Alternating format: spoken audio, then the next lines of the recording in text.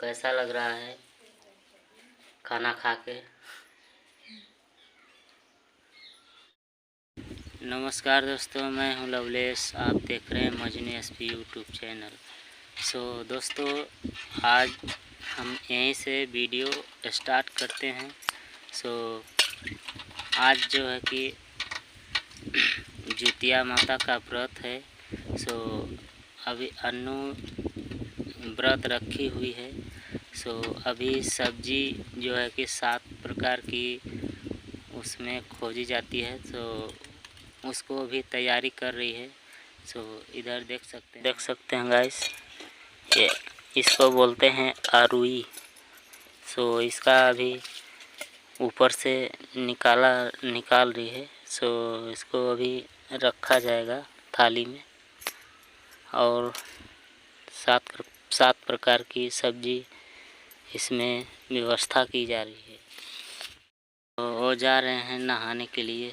और गाइस, इधर देख सकते हैं कि मेरा लौका फर रहा है, उधर फर ले लिया है। गाइस, देख सकते हैं कि इधर 7 प्रकार की सब्जी इसमें रखी गई हुई है। लौका और टमाटर और केला और कांदा और बेहतर और टमाटर रखा हुआ है। इसी प्रकार से व्यवस्था करते हैं हम लोग। देख सकते हैं गाइस, माताएं बहनें नहाने जा रही हैं। नहा के लौटेंगे, पूजा होगा। गाइस, देख सकते हैं कि आ गई है नहा धो के। अगरबत्ती जला रही हैं। और इधर क्या लगती है व्हाट्सएप चुप मुँह बंद कर। ओम जय जगदीश हरे, ओ स्वामी ओम जय जगदीश हरे।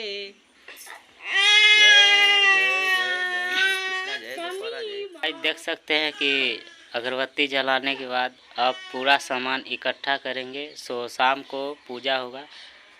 अभी इधर देख सकते हैं कि मोनू और विकास और उधर करण एंजॉय कर रहे हैं।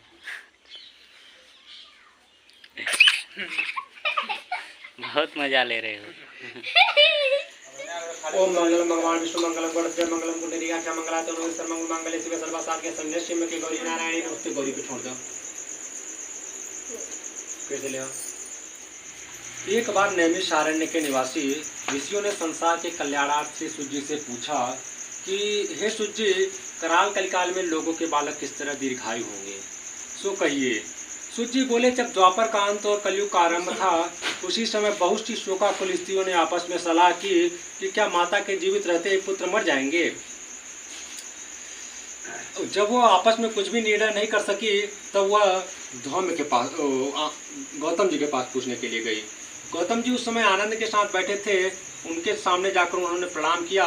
उसके बाद स्त्रियों ने पूछा, हे प्रभु, इस कलयुग में लोगों के पुत्र किस तरह जीवित रहेंगे? इसके लिए कोई व्रत या तप हो तो कृपा करके बताइए। इस तरह उनकी बात सुनकर गौतम जी बोले, आपसे मैं वही कहूँगा जो मैंने पहले से सुन रखा हूँ। गौतम जी ने कहा, जब महाभारत युद्ध का अंत हो गया तो द्रोणपुत्र अश्वत्थामा के द्वारा अपने बेटों को मरा देखकर सब पांडव बड़े दुखी हुए। तो पुत्र के शोक से व्याकुल होकर द्रौपदी अपनी सखियों के साथ ब्राह्मण श्रेष्ठ धौम्य के पास गई। उसने धौम्य से कहा, हे विपेंद्र, कौन सा उपाय करने से बच्चे दीर्घायु हो सकते हैं? वह आप कृपा करके ठीक ठीक कहिए। धौम्य बोले, सत्ययुग में सत्य वचन बोलने वाला, सत्याचरण करने वाला समदर्शी जिमुद्वान नामक एक राजा था। एक बार वो अपनी स्त्री के साथ अपनी ससुराल गया और वहीं रहने लगा।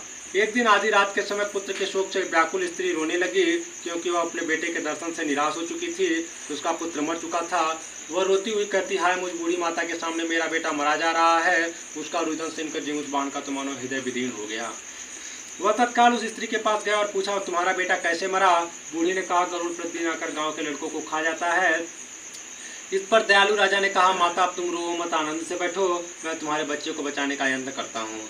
ऐसा कहकर राजा उस स्थान पर गया जहाँ गरुड़ आकर प्रतिदिन मांस खाया करता था। तो उसी समय गरुड़ भी उस पर टूट पड़ा और मांस खाने लगा।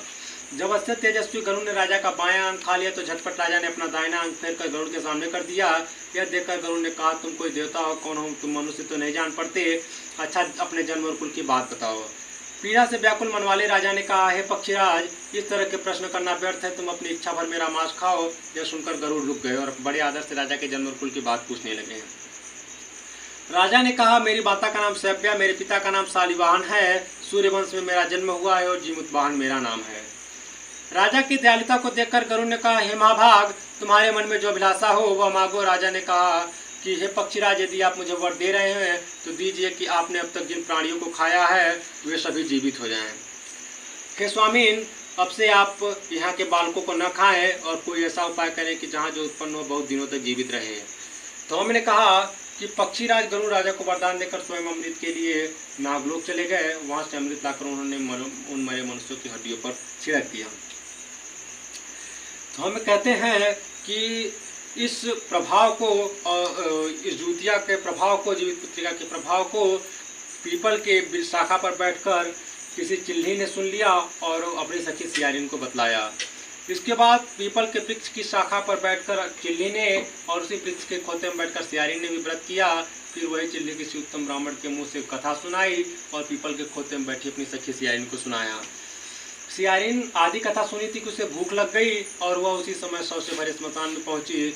वहाँ उसने अपनी इच्छा भर मांस खाया और मांस का भोजन किया। चिल्ली बिना कुछ खाए पिए रह गई और सवेरा हो गया। सवेरे वह गौशाले में गई और वहाँ गौ का दूध पिया। इस तरह नवमी को उसने पारण किया। कुछ दिनों के बाद वे दोनों मर गई और अयोध्या में किसी धनी व्यापारी के घर में जन्मी। संयोग से उन दोनों का जन्म एक ही घर में हुआ, जिसमें सियारिन ज्येष्ठ हुई और चिल्ली छोटी। वे दोनों सभी शुभ लक्षणों से युक्त थी, इसलिए बड़ी लड़की काशीराज के और छोटी लड़की उनकी मंत्री के साथ गर्भपत्य अग्नि के सामने विधिपूर्वक ब्याही गई। पूर्व जन्म के कर्म फल से वह मृगनयनी रानी हुई, जिस किसी भी संतान को उत्पन्न करती वह मर जाती थी। और पूर्व जन्म की बातों का स्मरण करने वाली मंत्री की पत्नी ने अष्टवसु के सदृश तेजस्वी 8 बेटे उत्पन्न किए और सभी जीवित रह गए। अपनी बहन के पुत्रों को जीवित देखकर ईर्ष्यावश राजा की पत्नी ने अपने स्वामी से कहा कि यदि तुम मुझे जीवित देखना चाहते हो तो इस मंत्री के पुत्रों को दूसरी जगह भेज दो जहाँ मेरे बेटे गए, अर्थात इन्हें भी मरवाई डालो। यह सुनकर राजा ने उस मंत्री के पुत्रों को मारने के लिए कई प्रकार के उद्योग किए, पर मंत्री ने जीवित पुत्रिका के पुण्य बल से बचा लिया। एक दिन राजा ने अपने आदमियों से उन पुत्रों का सिर कटवाकर पिटारी में रखवाया और वह पिटारी उनकी माता मंत्री पत्नी के पास भेज दिया। किंतु 8 सिर बेशकीमती जवाहरात हो गए और भले चंगे अपने 8 लड़के अपनी माता के पास चले गए। उनको जीवित देखकर राजा पत्नी को बड़ा विस्मय हुआ।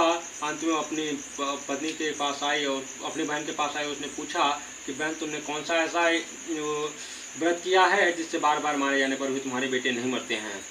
इस पर मंत्री की पत्नी ने कहा कि पूर्व जन्म में चिल्ली थी और तुम सियारिन थी।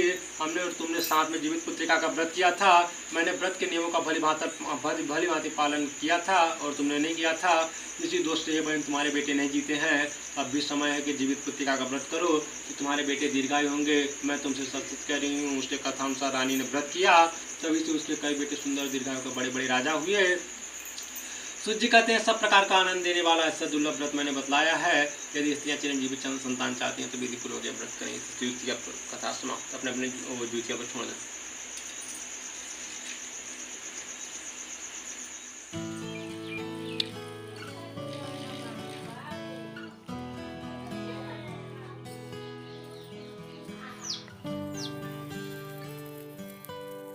तो दोस्तों सुबह के 8 बज रहे हैं। सो सभी को गुड मॉर्निंग।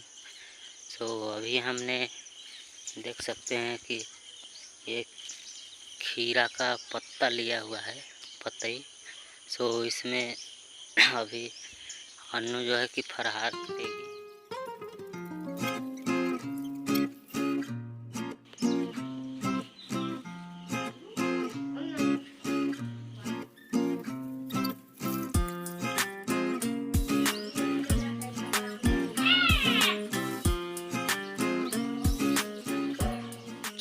कुछ इस प्रकार से रखा गया है, देख सकते हैं।